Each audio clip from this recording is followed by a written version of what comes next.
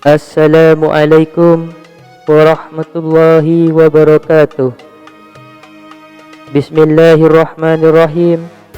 Alhamdulillahi rabbil alamin. Allahumma salli ala sayyidina Muhammad wa ala ali sayyidina Muhammad. Alhamdulillah, kita masih diberi kesempatan untuk hadir di channel ini. Semoga senantiasa kita diberi rezeki yang melimpah, barokah dan rezeki yang tak terduga-duga. Amin ya rabbal alamin.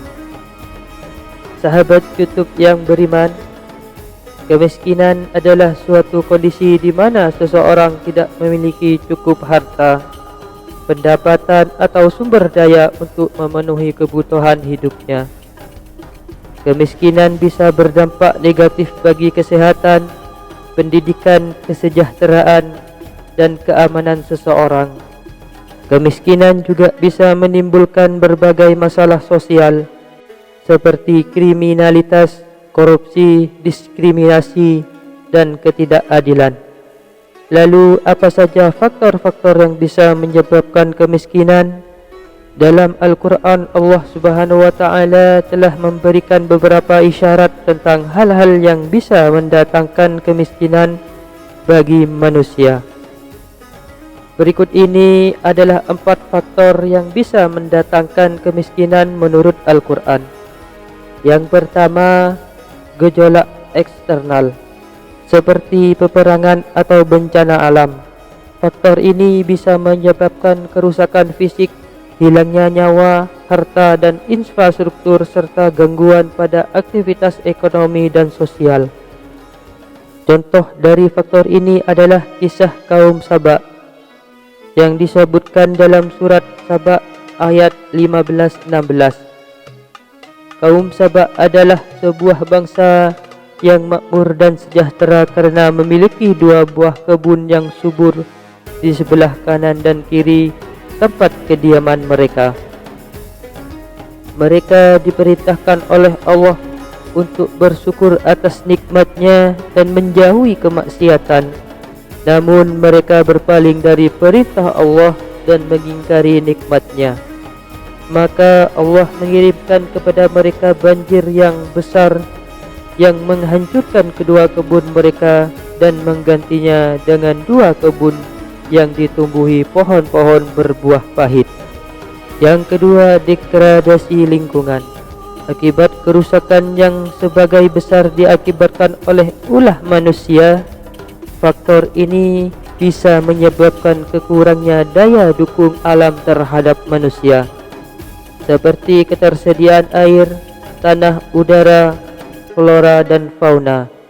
Faktor ini juga bisa menyebabkan perubahan iklim, penyebaran penyakit dan bencana alam. Contoh dari faktor ini adalah firman Allah dalam surat Ar-Rum ayat 41. Allah Subhanahu wa Ta'ala berfirman bahwa telah nampak kerusakan di darat dan di laut disebabkan oleh perbuatan tangan manusia. Kerusakan ini merupakan balasan dari Allah agar manusia merasakan sebagian dari akibat perbuatan mereka dan agar mereka kembali ke jalan yang benar.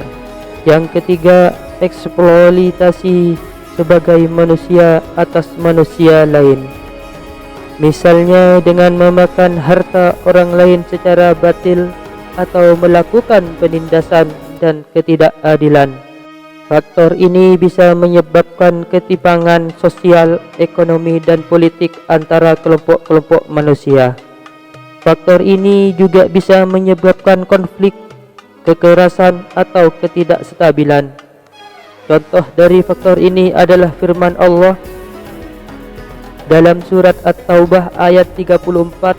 Allah berfirman bahwa sebagai besar dari orang-orang alim Yahudi dan rahib-rahib Nasrani memakan harta orang dengan jalan batil dan menghalang-halangi manusia dari jalan Allah. Allah juga berfirman bahwa orang-orang yang menyimpan emas dan perak dan tidak menafkahnya pada jalan Allah akan mendapat siksa yang pedih. Yang keempat, kurangnya iman dan amal soleh serta banyaknya dosa dan maksiat. Faktor ini bisa menyebabkan kehilangan barokah atau keberkahan dari Allah Subhanahu wa taala atas harta dan rezeki yang dimiliki manusia. Faktor ini juga bisa menyebabkan hilangnya perlindungan dan pertolongan dari Allah Subhanahu wa taala dalam menghadapi segala kesulitan dan cobaan. Contoh dari faktor ini adalah firman Allah dalam surat Al-Anfal ayat 53. Allah berfirman bahwa Allah tidak akan mengubah nikmat yang telah diberikannya kepada suatu kaum sehingga mereka mengubah apa yang ada pada diri mereka sendiri.